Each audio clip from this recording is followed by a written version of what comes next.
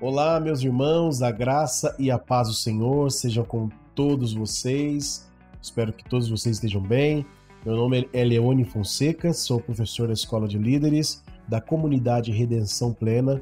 Hoje nós estamos iniciando aqui a aula de Teologia Sistemática, a matéria de Teologia Sistemática. Nós vamos entender o que é, o porquê nós devemos estudar. E eu convido você, caso não tenha visto as outras matérias, as outras aulas, a entrar no nosso canal da Escola de Líderes e acessar toda a playlist, que nós temos todo o material ali desenvolvido para cada matéria, tá? E fique comigo até o final, que será uma matéria abençoadora e muito esclarecedora. Amém? Vamos lá? Vou compartilhar com vocês a tela. Iniciando aqui Teologia Sistemática. E eu quero que já colocar aqui sobre a definição, né, do que é teologia sistemática. Então vamos iniciar e vamos começar aqui com 4 pontos. O primeiro é com uma pergunta que diz o que é teologia. A gente tem vindo falando sobre o que é teologia, o que define teologia. O segundo ponto aqui também, por que estudar teologia? É uma pergunta, por que eu devo estudar teologia? Qual a necessidade disso? Nós vamos aprender aqui também os tipos de teologia, quais são as teologias que existem. Não é só apenas uma teologia, não é só a teologia que estuda sobre Deus, não. Nós vamos aprender que existem vários tipos de teologia e nós vamos aprender o que é teologia sistemática, o que define ser teologia sistemática. Então, vamos começar primeiramente aqui, o que é teologia? Com a primeira pergunta. Bom, a teologia nada mais é do que, como segundo Erickson, Millard Erickson, ele diz o seguinte, é o estudo ou a ciência de Deus, do ser de Deus, da pessoa de Deus, do que Deus, como Deus fala conosco. Então isso é o estudo da teologia. Segundo Grans e Olson, eles dizem o seguinte também, qualquer reflexão sobre a questão essencial da vida, que aponte para Deus. Nós também podemos olhar desta forma, né? Qualquer tipo de pensamento, reflexão que nos faça perguntar as questões sobre a vida e como isso aponta para o Senhor. É também a disciplina que procura afirmar de modo coerente as doutrinas da fé cristã, fundamentada principalmente nas Escrituras, situada no contexto da cultura em geral, verbalizada numa linguagem atual e relacionada com as questões da vida. Millard Erickson também define de uma forma um pouco mais extensa, definindo que são as doutrinas, né, a disciplina que procura afirmar de uma maneira muito mais clara, coerente sobre as doutrinas da fé e fundamentada principalmente nas Escrituras, na Palavra de Deus e também tudo aquilo que está ligado e verbalizando uma linguagem contextual sobre as questões da vida. Nós temos aqui o Granson e o Olson, que também trata, né, que diz que por que nós devemos estudar teologia. Nós já vimos o que é teologia. Agora, por quê? Segundo ele, diz o seguinte, todo cristão é um teólogo, né? Somos teólogos anônimos. Então, todo cristão que lê a Bíblia, de uma certa forma, é um teólogo. Porque se ele lê a Bíblia e estuda a palavra de Deus, procura entender o que Deus quer falar com ele, e qual é a vontade de Deus para ele, de uma certa forma, ele é um teólogo. O Wayne Grudem também diz o seguinte, que por que nós devemos estudar teologia? Ele diz assim, que nos capacita a ensinar a nós mesmos, e a outros o que a Bíblia toda diz. Ajuda a vencer nossas ideias erradas, nos tornamos capazes de tomar decisões melhores e ver de novas questões, de doutrinas que possam surgir. Ajuda-nos a crescer como cristãos. Então aqui tem várias definições aqui que o Grudem nos deixa, né? Podemos aprendermos, né, com as questões da Bíblia e ensinar a outras pessoas.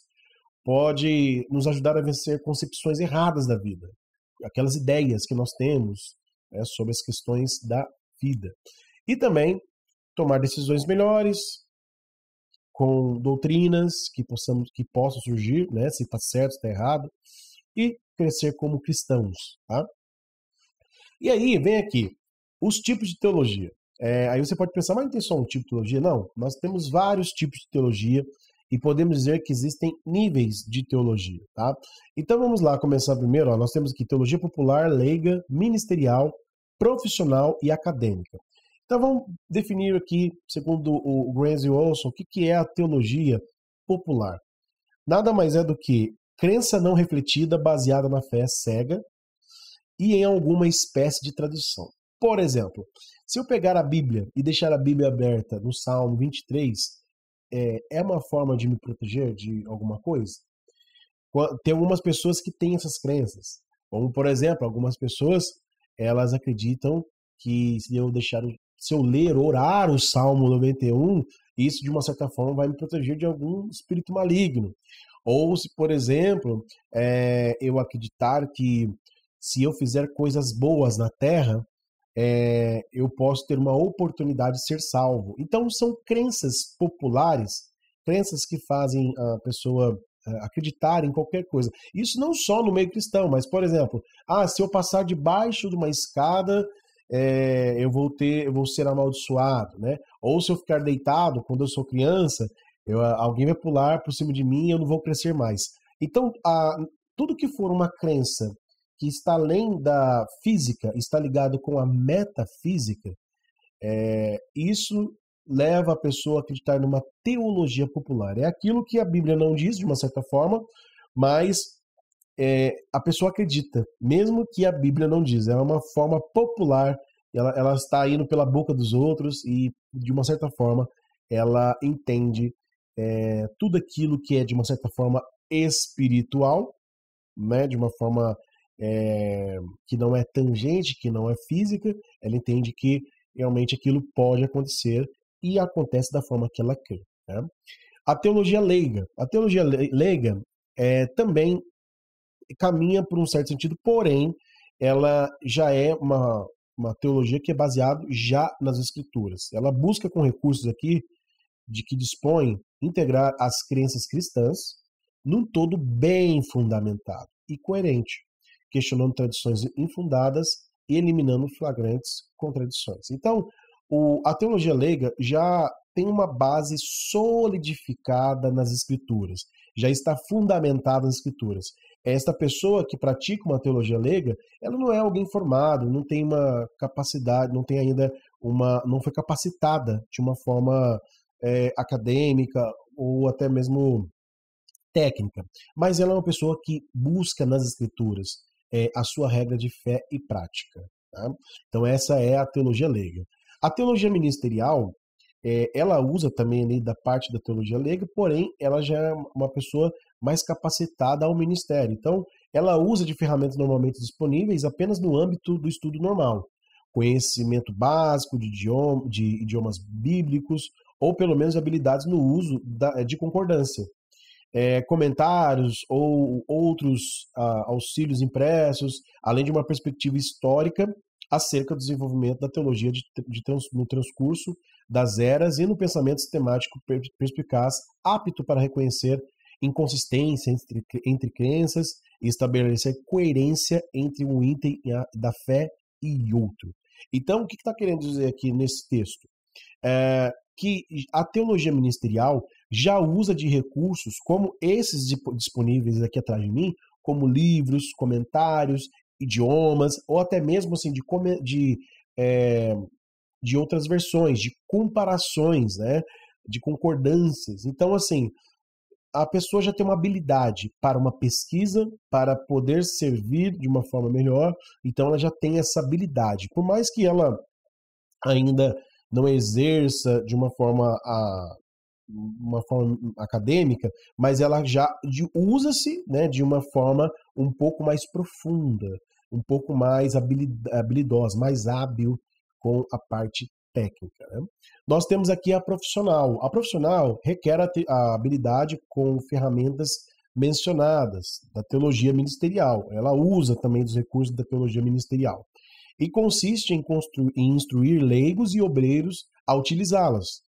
Então, visa elevar seus alunos a um patamar acima da teologia popular, formando neles consciência crítica que questione pressupostos e crenças infundadas. Então, A teologia profissional é basicamente essa a qual eu estou fazendo. Eu sou formado, tenho um bacharel, estou mestrando, então isso me faz influenciar você, irmão e irmã, a serem críticos, a serem pessoas que venham buscar dentro da teologia ministerial, dentro das bases doutrinárias, com recursos de livros, dicionários, comentários bíblicos, léxicos, bíblias de estudo, vários tipos de bíblia, a fazerem realmente uma preparação para que vocês consigam exercer o ministério. Então essa é a teologia profissional, é aquela que prepara, é aquela que instrui o obreiro, o irmão ou a irmã, para que venham ser hábeis em sua função, aptos em sua função.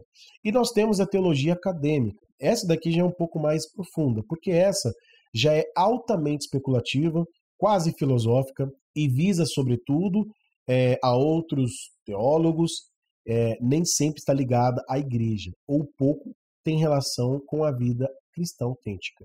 Então, nós podemos ter, por exemplo, teólogos acadêmicos que eles não são cristãos, são ateus, são pessoas que não partilham da fé. Ah, pastor, mas existem todo teólogo, então, não é cristão? Não, não é isso. Eu quero dizer que há uma possibilidade de ter teólogos. Eu já tive professor que era ateu. Isso é muito comum nas academias. Porém, a função da academia não está ligada tanto a ter uma vida cristã autêntica, mas analisada de uma perspectiva um pouco mais especulativa, um pouco mais experimental, um pouco mais elaborado, no sentido muito mais profundo.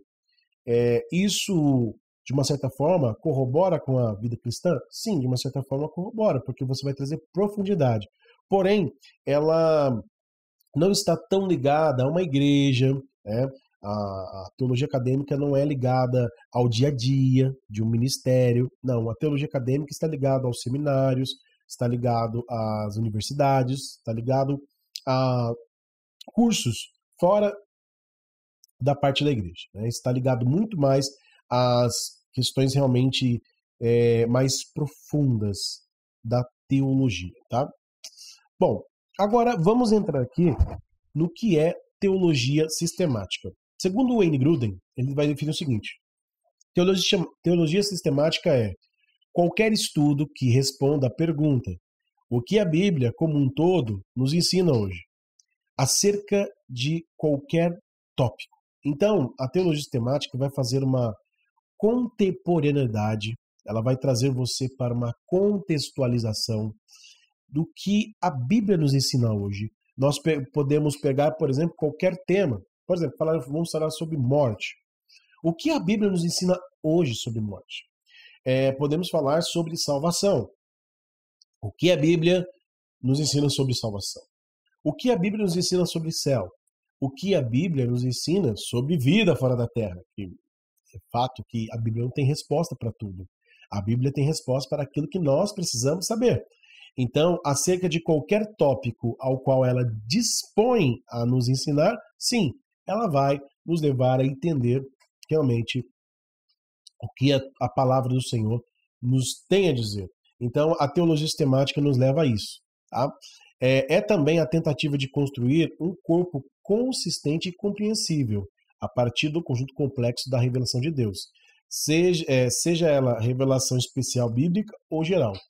Então, a ideia é que a teologia sistemática construa um corpo, né, construi uma ideia consistente, compreensível, clara, acerca de todo o compilado das Escrituras, de tudo aquilo que a Bíblia nos oferece como teologia bíblica, e para que nós venhamos entender por completo, de fato, de Gênesis a Apocalipse, o que ela nos diz diante da sua revelação especial, que é a revelação das Escrituras ao cristão, ou natural, no sentido de que uma teologia natural, né, algo que está ligado com as expressões de Deus através da natureza, através do cosmos, através da biologia, de todo o estudo natural que o homem consegue tangir. Tá?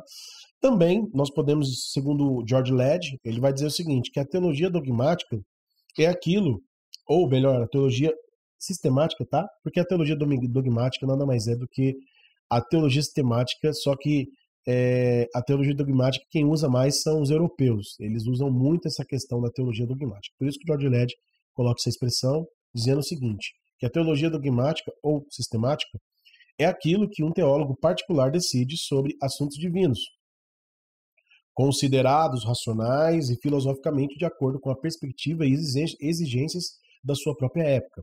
Mas a teologia bíblica preocupa-se somente com aquilo que os homens criam há tempos atrás. Então, a teologia sistemática se preocupa com o contexto atual e a teologia bíblica se preocupa com o contexto daquela época. E nós temos aqui, né, eu vou até colocar aqui o mouse, nós temos aqui, estudos teológicos. Aí nós temos vários títulos, subtítulos e subtítulos, né? Por exemplo, nós entramos aqui, teologias teológicas. Nós temos aqui estudos bíblicos, históricos, doutrinários e práticos. A teologia sistemática entra aqui, estudos doutrinários, porque vai tratar de doutrinas. Dentro dos doutrinários, nós temos aqui, teologia bíblica, histórica, a teologia sistemática e a filosófica, certo? E aí, dentro da teologia sistemática, nós temos vários temas, tá? Nós temos as escrituras, que é a bibliologia, a doutrina sobre Deus, que é a teontologia. Apesar da teologia se resumir na pessoa de Deus, em Deus, nós temos várias partições, né, que vai definir as outras. Então, nós temos aqui a teologia, teontologia, o ser humano, que é a antropologia, isso em qualquer matéria também, mas a Bíblia também tem a sua parte antropológica, né? Nós temos aqui o pecado, que é a hamartiologia. Nós temos aqui Cristo, que é a cristologia, salvação, que é a soteriologia, e a igreja, eclesiologia, e últimas coisas, que é a escatologia. Nós temos basicamente aqui 8 temas aqui dentro da teologia sistemática, tá?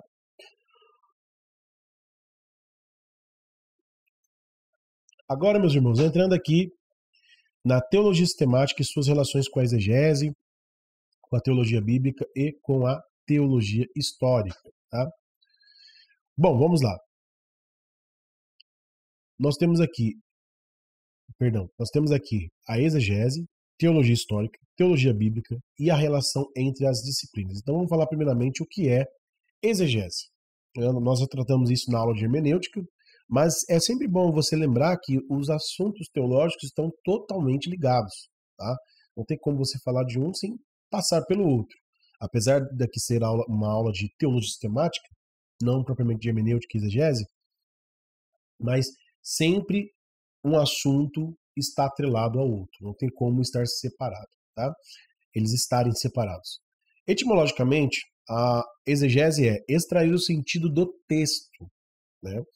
Compreender o sentido do texto no contexto original para os ouvintes original. Então, o que a exegese faz? Ela usa-se da língua original, então não tem como fazer exegese ou exegese sem estar ligado com as línguas originais. Então, é propriamente da exegese fazer um estudo de compreender o sentido do texto. Ele vai compreender o sentido do texto dentro do contexto original, que no caso são as línguas, né, seja o hebraico, seja o grego, seja o aramaico, para os ouvintes daquela época. O que significou, o que aquela palavra significou. Então, realmente um estudo, é uma forma de captarmos a mensagem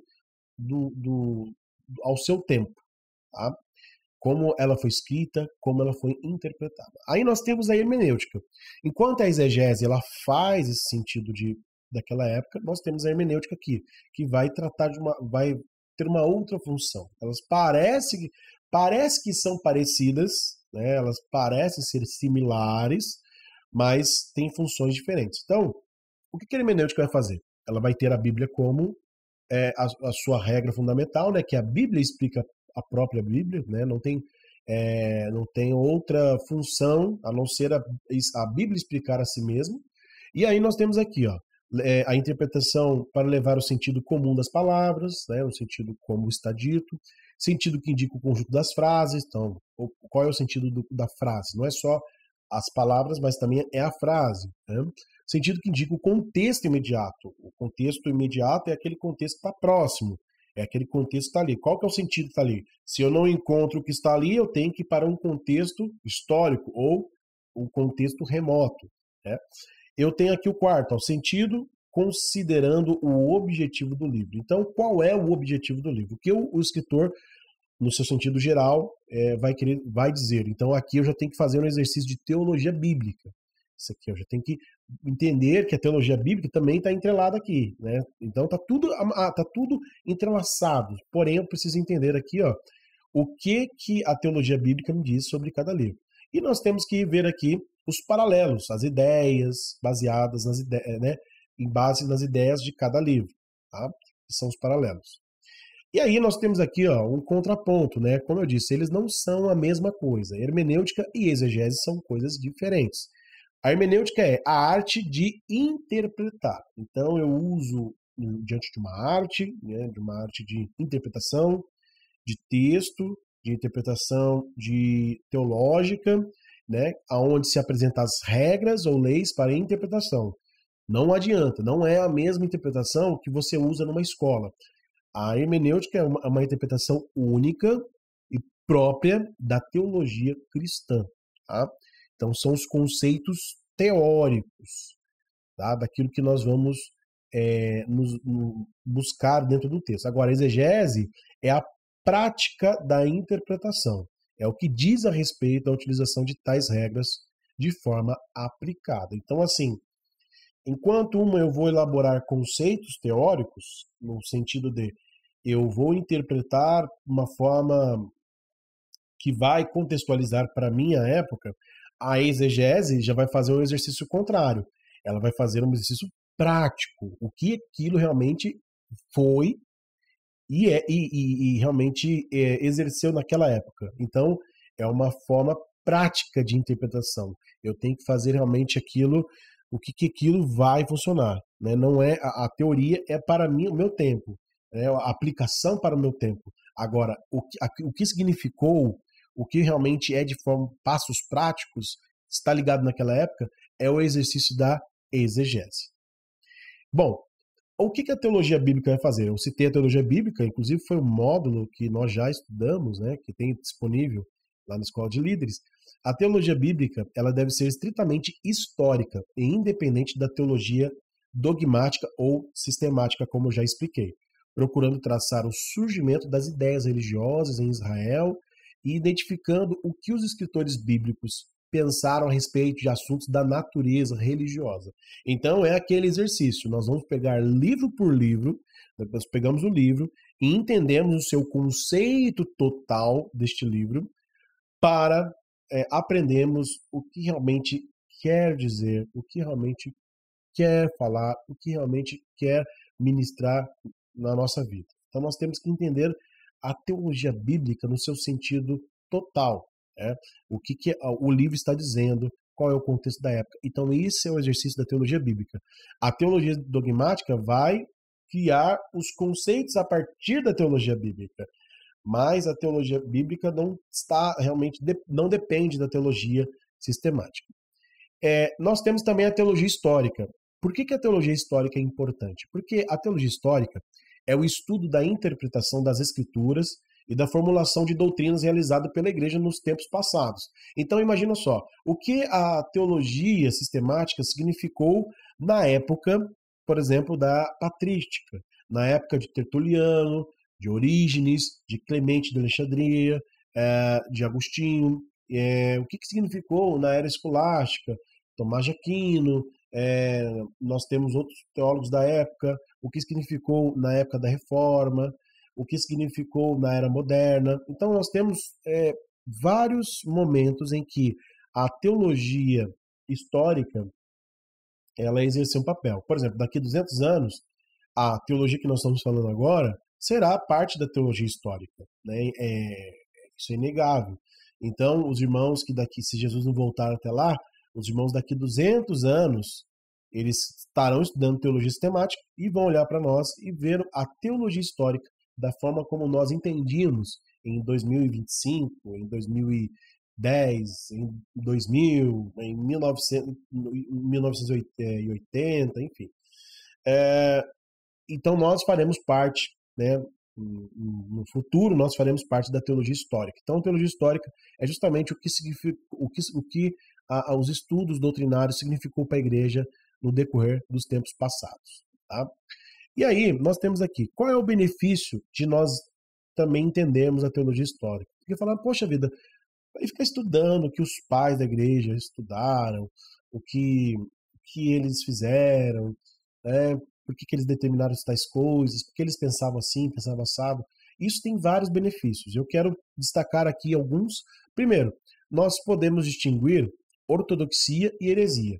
Por que nós vamos conseguir distinguir? Porque nós vamos ver que existiam coisas, desde os escritos bíblicos, que, principalmente no Novo Testamento, onde se combateu muito, 2/3 do Novo Testamento, eu sempre gosto de enfatizar que 2/3 do Novo Testamento é realmente apologético. Está ali desconstruindo conceitos de heresia, conceitos ao qual faziam com que a igreja se desviasse do princípio, né, do tema principal, que é a revelação de Cristo a nós, né, e da sua salvação a toda a humanidade e da escatologia que viria. Então nós conseguimos ver isso muito claro na teologia histórica. Ela também fornece interpretação bíblica e formulação teológica sólidas. Por quê? Porque quando eu olho, por exemplo, os pais da igreja, é bem provável que os pais da igreja, como estavam mais próximos do contexto original da época, que no caso, onde foram os escritos, principalmente do Novo Testamento, né, principalmente próximos de Cristo, terão ali realmente doutrinas e realmente um pensamento mais próximo da cultura judaica da época, que eram os judeus da época que formularam as primeiras igrejas cristãs, né, que ali realmente construíram e constituíram ali as primeiras igrejas cristãs. Então nós conseguimos ter uma interpretação mais bíblica, mais próxima, quando nós entendemos, quando nós olhamos, por exemplo, para a era da escolástica. É lógico que nem tudo era tão exato, né? Havia pensamentos que se desviaram de uma forma muito grandiosa, mas é muito mais próximo quando nós estudamos a teologia histórica próxima da época, para que nós venhamos entender os conceitos. Bom, nós temos também exemplos notáveis de fé, de amor, coragem, esperança, obediência e misericórdia.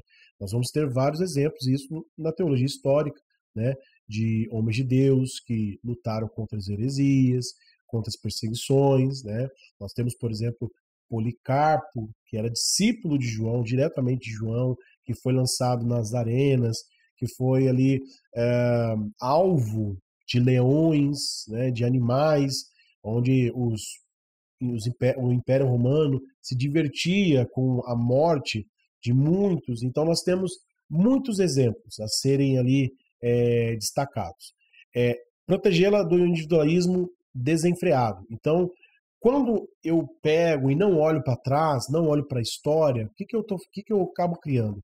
Eu acabo criando ali algo muito subjetivo. Eu acabo criando uma crença de um cristianismo desta época. Então, assim, por exemplo, se eu começar a colocar práticas e elementos que nunca foram praticadas na teologia histórica, nas eras passadas, você não acha isso um pouco duvidoso?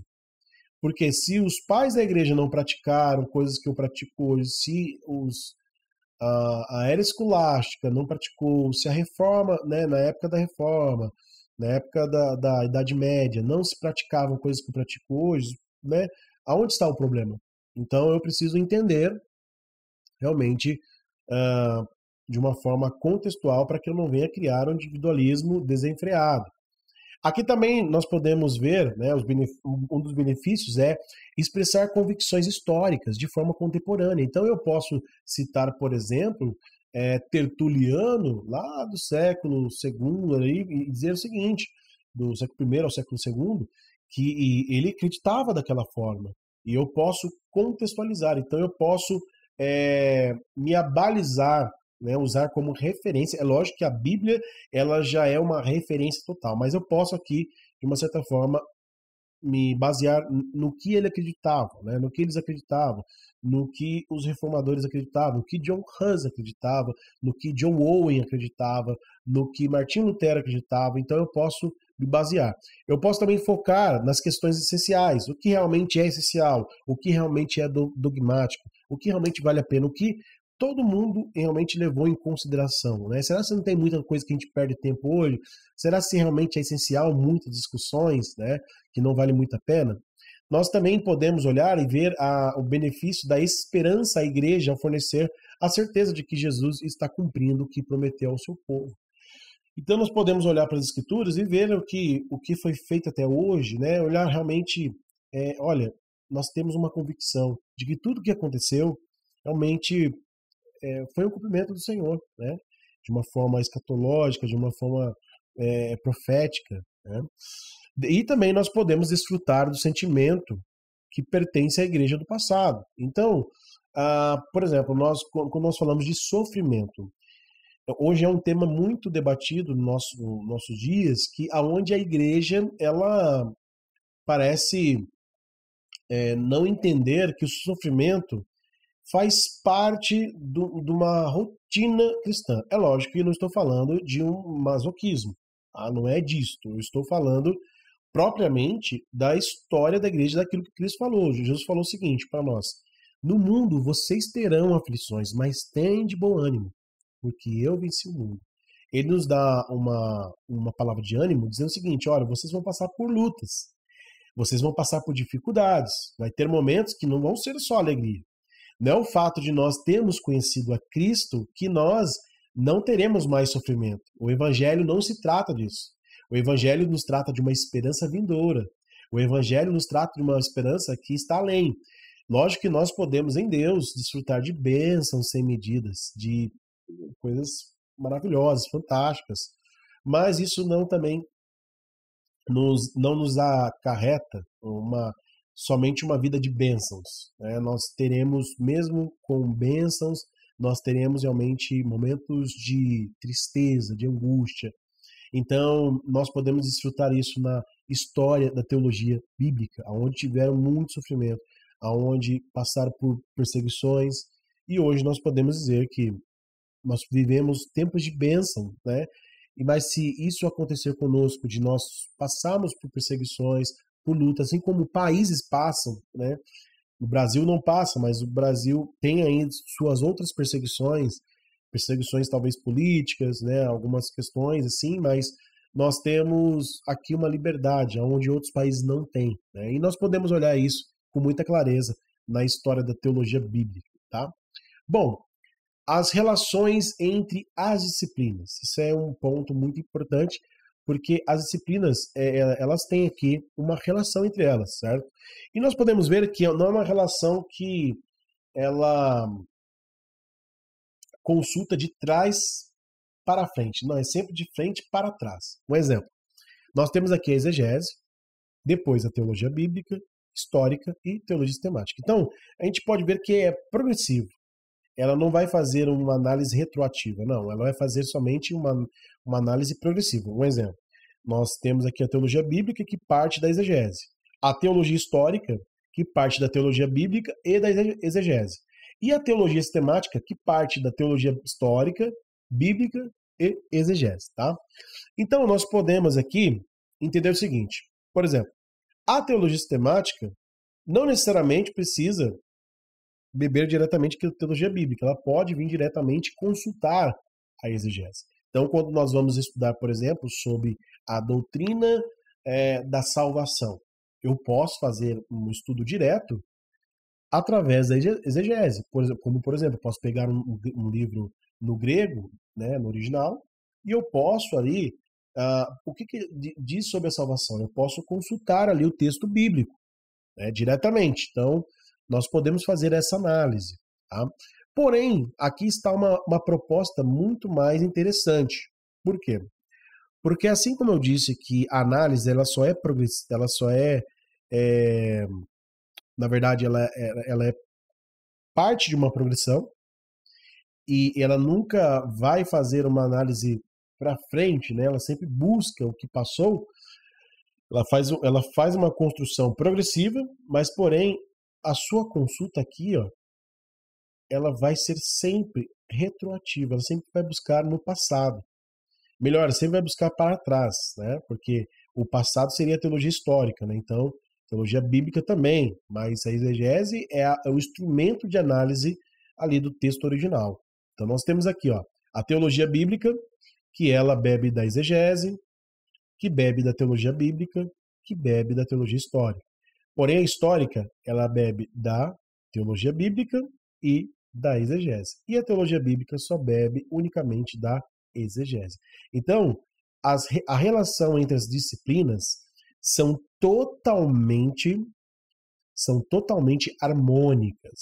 Lembre disso. A relação entre elas são harmônicas. Elas estão entrelaçadas e são harmônicas. Né?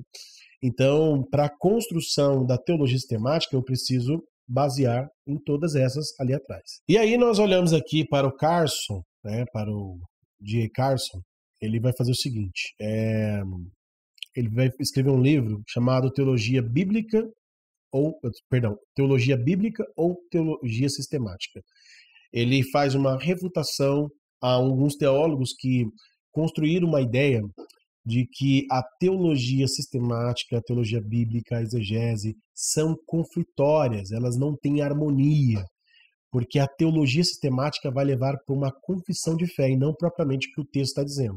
Porém, ele afirma aqui o seguinte, ó, isto quer dizer que há linhas de retroalimentação, aquelas linhas que nós mostramos agora para vocês, tá? É um absurdo negar que a teologia sistemática, né, do indivíduo afete sua exegese. Então, assim, se eu nego isso, eu estou sendo incoerente, não estou sendo justo. Por quê?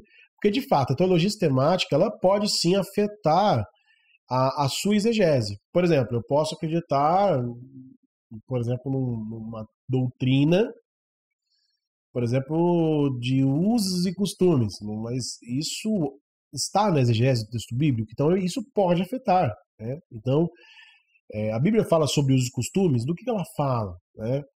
Será que ela não trata a questão da roupa, da vestimenta somente como uma moderação, e não propriamente como uso e costumes, como é pregado por algumas igrejas?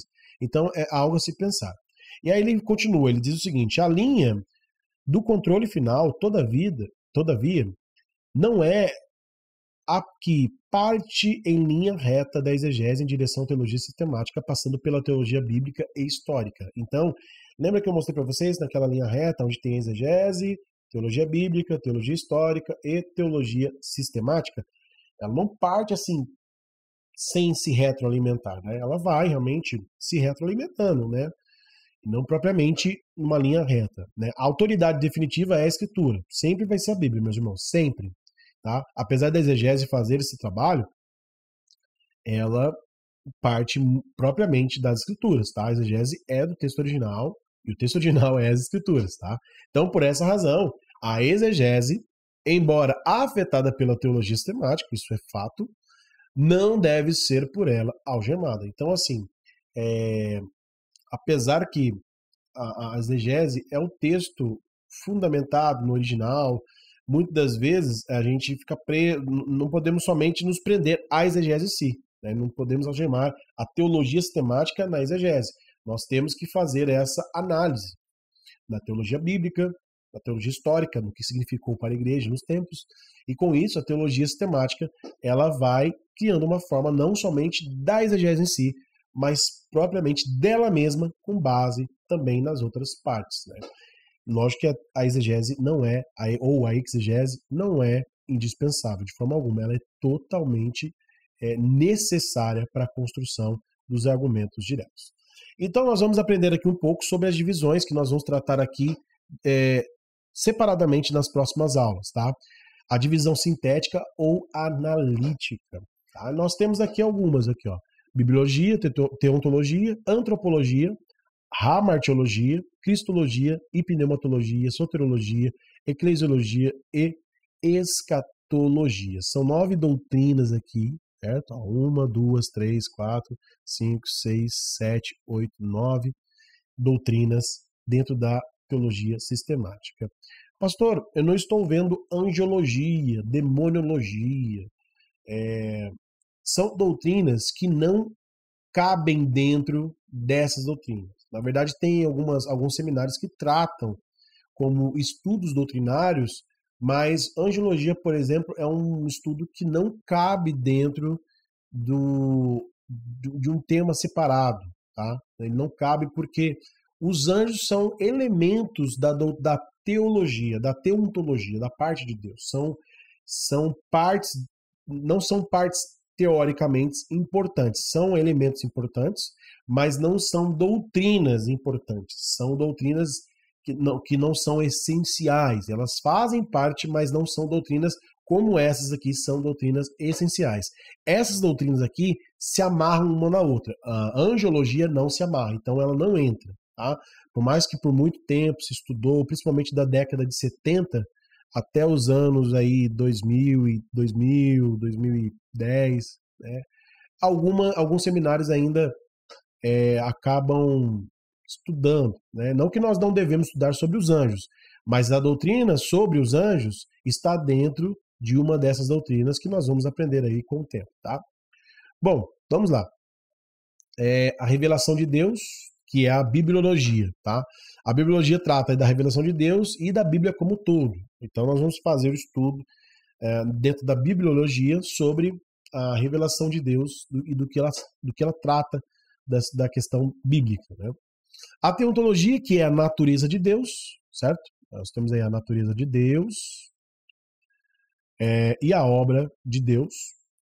Nós temos aqui a antropologia, que é a doutrina do homem, tá?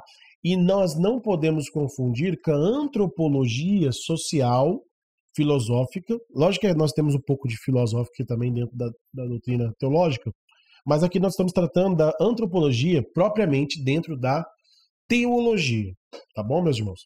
Nós temos a hamartiologia, que é a doutrina do pecado, que vai tratar do pecado em si, como foi gerado, o que ele é, como o pecado em si é realmente efetivo na vida do ser humano.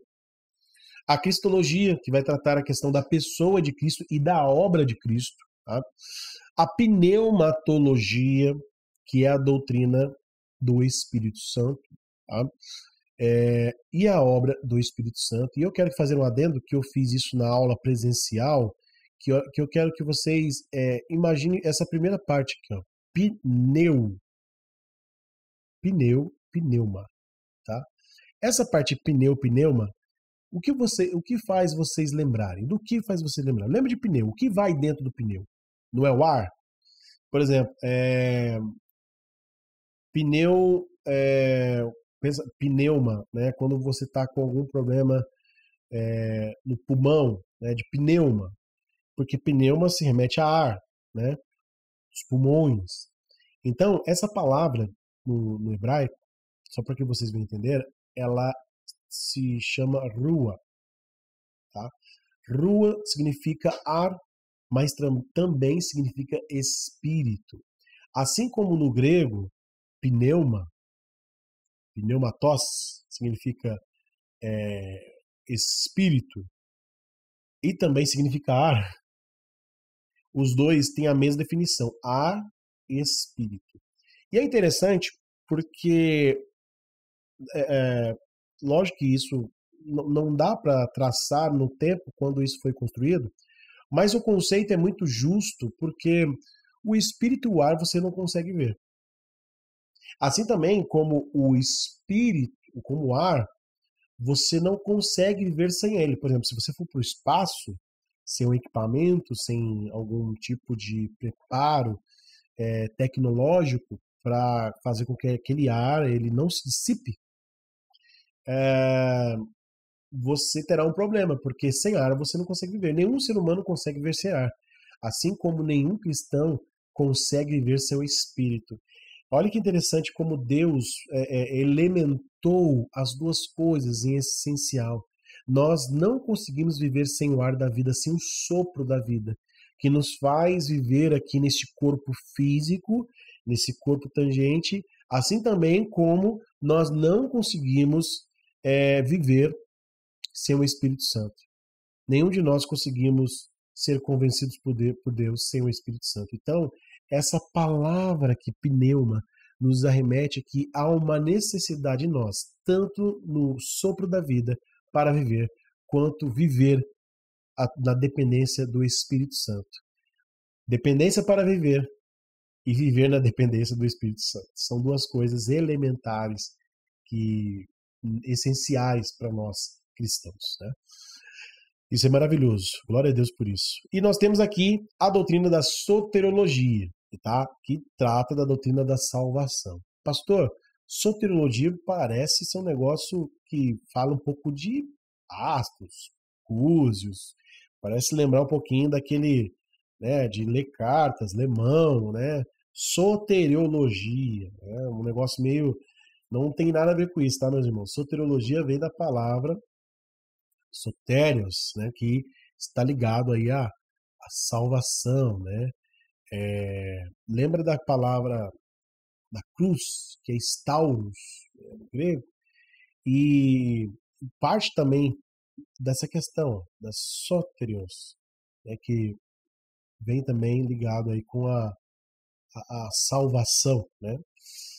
Bom, nós temos aqui a eclesiologia, a doutrina da igreja, que vai tratar sobre os governos, como se dá os governos, né? Como os governos foram estabelecidos, o que é a igreja, por que nós devemos congregar.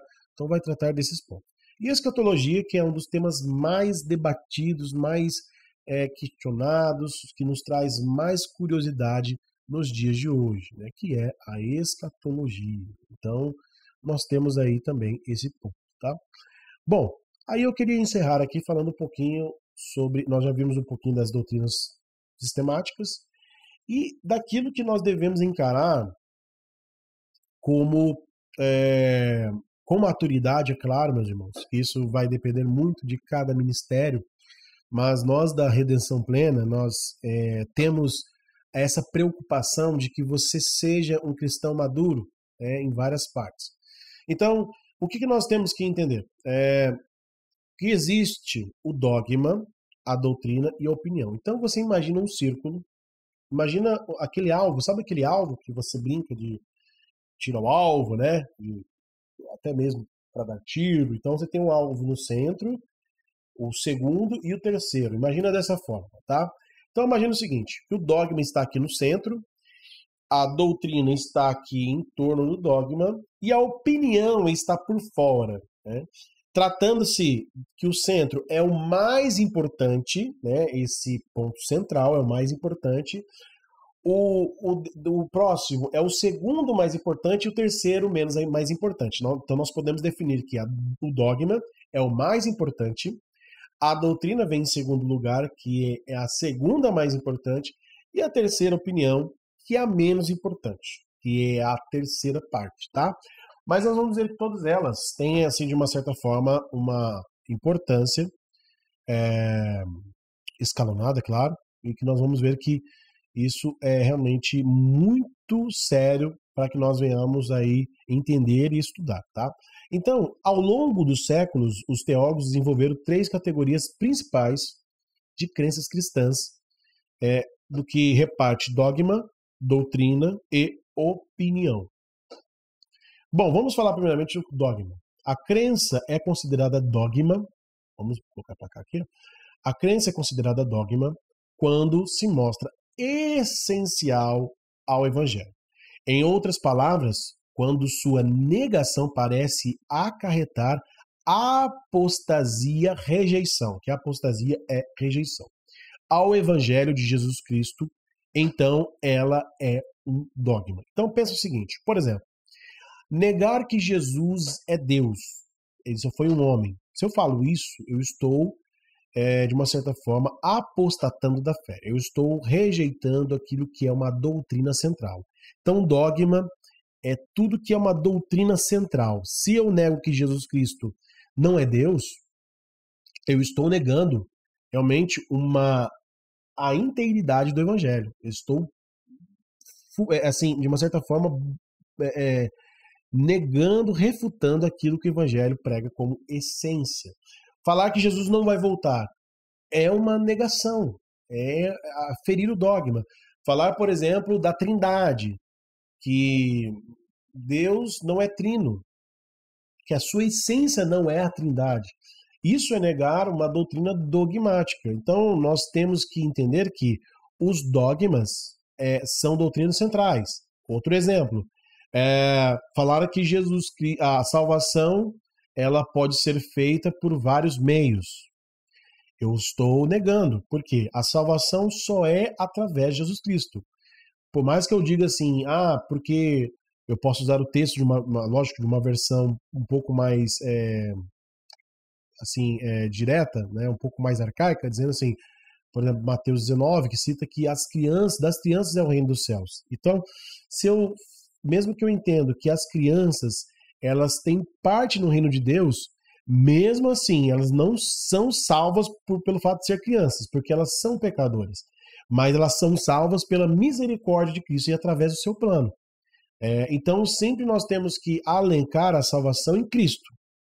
Eu não posso tirar. Se eu coloco que as crianças são salvas independentes de Cristo, eu estou negando. Por mais que elas sejam crianças, por mais que nós olhamos ao nosso olhar humano de uma forma inocente, Cristo olha para elas, mesmo vendo que elas nascem pecadoras, elas realmente têm essa natureza pecaminosa, como todos nós temos, mas, de uma certa forma, elas são salvas em Cristo.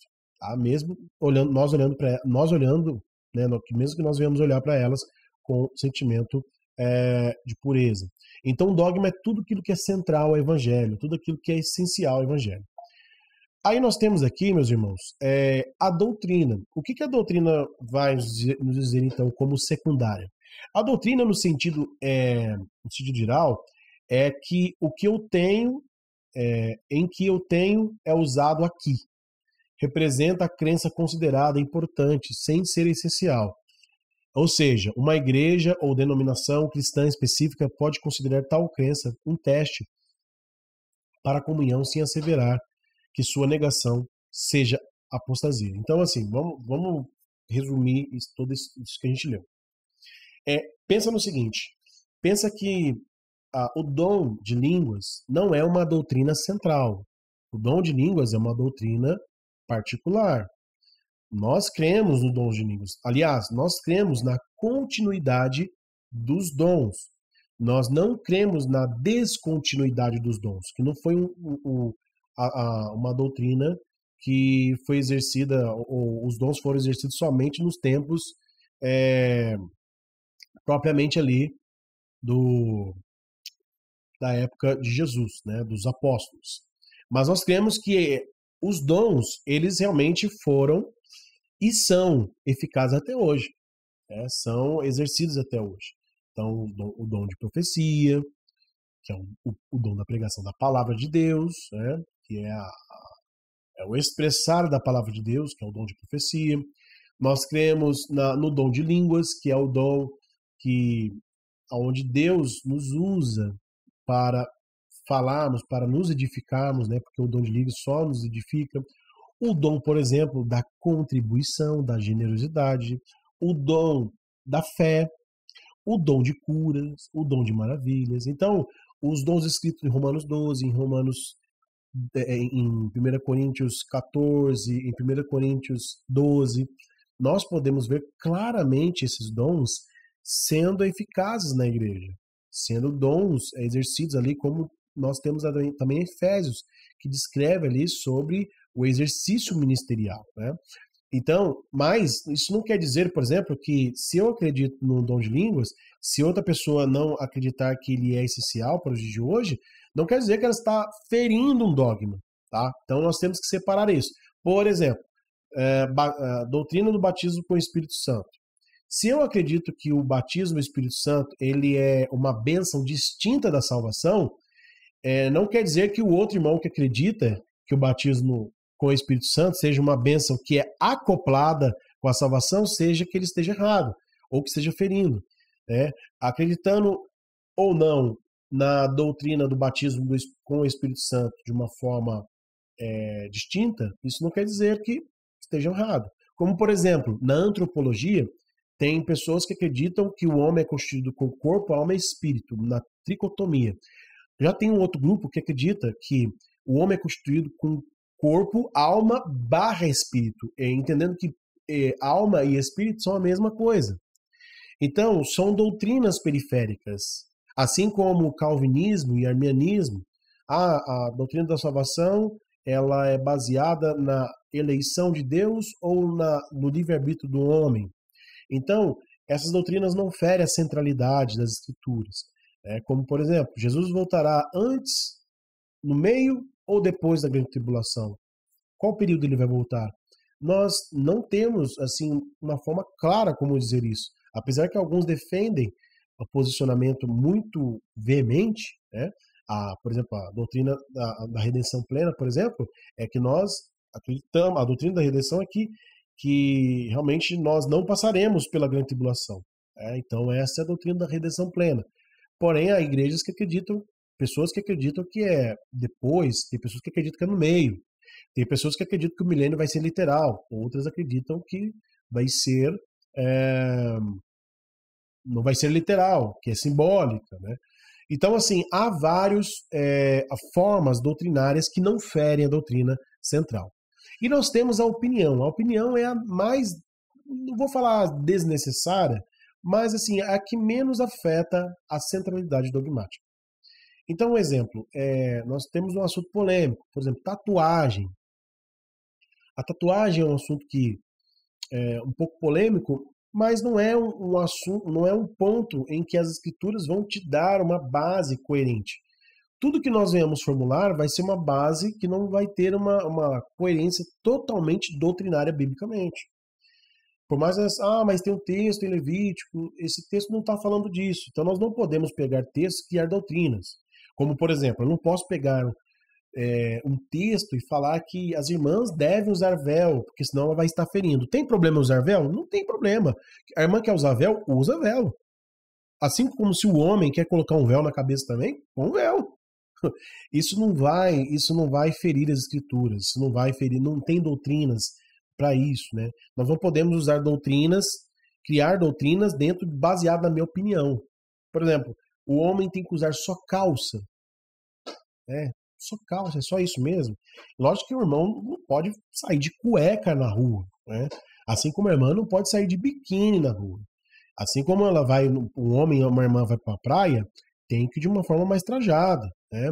É uma roupa a qual não vai escandalizar, né? A irmã não vai com um fio dental, por exemplo, para a praia. O irmão não vai com uma sunga lá, apertadíssima, né?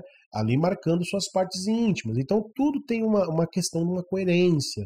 Então, só que eu não posso formular a minha opinião doutrinariamente. Eu já tenho as doutrinas. Então, assim, a opinião, se ela não tem base bíblica, ela só passa a opinião.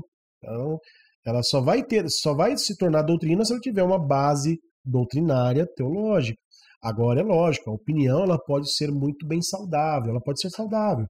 Ela pode ser ética, entrar no campo da ética, mas ela não pode ser uma doutrina só pelo fato de ser opinião, né? Nós temos muitas questões sobre isso, né? Muitos pontos de opiniões sobre essa parte da opinião que nós achamos que é doutrina, mas não é, tá? Então é isso, meus irmãos. Eu quero agradecer a todos vocês que ficaram até aqui conosco nesta aula. Eu quero agradecer a cada um de vocês. Que você possa ser edificado através dessa aula, possa ter entendido. Se você não entendeu, faça aí uma recapitulação, assista de novo, estude, leia, procure materiais adicionais. Na próxima aula eu vou disponibilizar para vocês o material bibliográfico que nós usamos aqui, e você pode comprar um dos livros que nós estamos disponibilizando, mas não deixe de estudar, de se aprofundar nessa matéria que é muito interessante. A teologia sistemática é uma matéria que nos faz entender, dentro de uma confissão de fé, as doutrinas essenciais e que nos faz entender sobre todo o propósito de Deus para a nossa vida e o que isso é importante para nós, tá bom? Então é isso, conte conosco, qualquer dúvida, nos chame aí no privado, no grupo, e nós estamos à disposição. Que Deus abençoe grandemente sua vida e fiquem com Deus. A paz.